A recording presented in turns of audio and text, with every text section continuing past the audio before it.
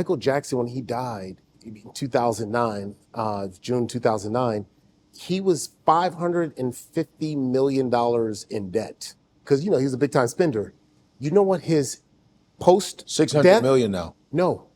$2 billion. Oh, got to $2 billion now? It's $2 posthumously, billion. yeah. He's the $2 billion. He's the highest. Oh, And you're the saying music, what it's worth. the amount of money he makes in music now, I mean, since his death, it's been But that's why insane. it's questionable when these, like, some of these artists pass Well, but away. I'm talking about like in going to Saeed. No, he's the highest paid posthumously artist. Like Elvis is like 17 million.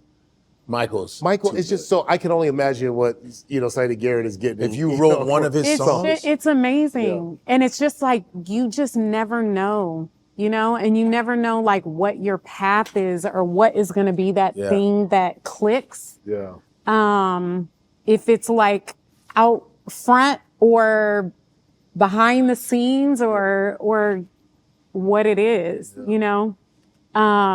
I think going back to South Africa, like when I was talking about Letta Mbulu, who was like an aunt to me, her husband, Caiphus Semenya, like he used to produce for Michael Jackson and work with Quincy Jones and all, like the chapters, in these folks' lives that are just doing like epic stuff that will live on in music forever. You know Lebo M?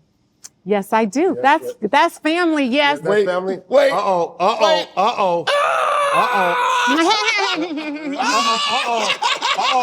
Protect the homie. Protect the homie. You know about this, right?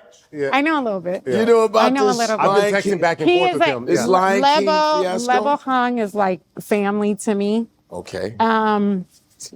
So yeah, I know a little bit. Yeah. We're not gonna put you in the middle of that. We're not gonna put you. I just asked if you know. Yes.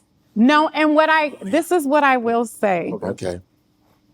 What is so dope to me, because he was kind of like like when I grew up, he was kind of like the young, like the older cousin, younger uncle type of, when he broke through like with the Lion King, and that's been like I think that's been on Broadway like forever, for 30 years. The longest? Yeah, 30 years. Like the wild success, and that everybody knows that little musical piece and that moment, like talk about life-changing. Yeah, it's etched in everybody. It's etched in music and Disney in your mind when you hear that feeling. And so, I mean. And what was Africa? I'm just saying, like. Because it was, African music was like, oh, blah, blah, blah, blah. Like nobody really expected it. Like, if you're from the continent. It wasn't like real African music on the mainstream. And I'm saying Fela was out there. And it was but then you had Lady Blacksmith Mambazo. Yeah. Absolutely. The acapella group, they kind of came into the fore. Then they got with Paul. And with Paul Simon and Graceland. Look at Janet Jackson, which made me mad because Control should have won, but go ahead. But I'll tell you, like performing in the living room, like we would be performing to Paul Simon and Lady Smith, Black Mambazo. And like when Lady Smith, Black Mambazo would come perform in the Bay Area, it's like, our family and friends would like cook and like bring them food backstage. Amazing, right? The harmonies. But like in Disney, for Lion King, for it to break out, like Lebo working with Hans Zimmer, and then like have South African music like on the forefront, like that, and just be in people's subconscious. That's powerful. It's powerful, and it's a big deal. I mean, nobody can deny that moment. You remember where you were when that cartoon came out, and you heard that, and it was it's a defining moment in African music. And I think it made it more culturally acceptable because it was so majestic. Even if you didn't know the words, you know what I mean? Yes. You didn't know what it meant. You knew how it made you feel, right? Yeah. So, and I think that translation went viral on our show. We got to talk about it. That it went viral on our show, and it's gotten nasty. But even for it to be able to be a big enough cultural reference, to go viral That's right. is like, that's already a win. Everybody knows I think what it's you're a talking win. about. I think it's no disrespect. It's a win. Yeah. It's something that's part of the zeitgeist.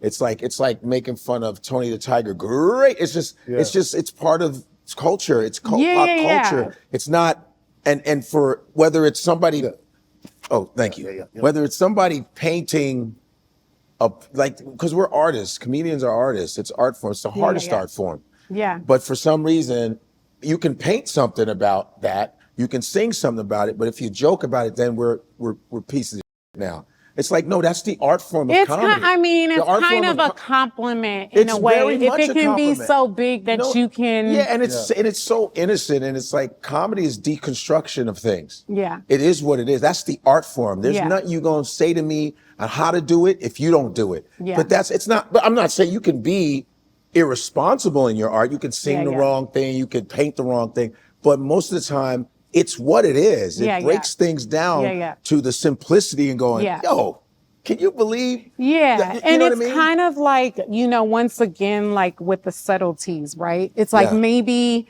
the literal meaning of that iconic moment is like, here's the line or whatever, but it's also king, and it's also like African royalty and all these nuances that sometimes don't all the way translate in English, but it's like, if you know, and it's still like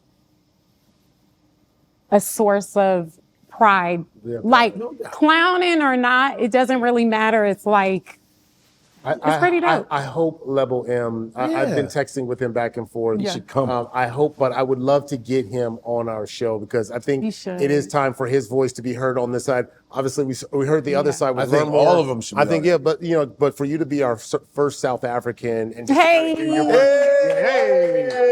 to hear your perspective, it's pretty cool on there. I was trying to get you, man. But these pants are the way they are. Okay. You have a favorite song? Do I have a favorite song? You have a favorite? Is there a song in life? In life, like, do you have one that's a? Oh my God! Like your favorite one that you've written, and then one that you just kind of you were a fan of. You a fan? Sorry, I have the little Kendrick thing in my head. Favorite song? There's no favorite. It's so changes according to my mood. I'm someone that listens to music like driving around, soundtrack, in the shower, going to sleep. So it's like a constant what song will rise to the mood that I'm in. Right. I'm in this mood today. Yeah. I would say. How we go by genres? How about rock? If it's rock. Okay, let's go by genre. Let's go by genre. It's rock. Rock, I would probably start going in the rock blues type of thing. Rock blues. I would say like, oh shoot, Into the Mystic, Van Morrison. Van Morrison, all right, brown-eyed girl. Yeah.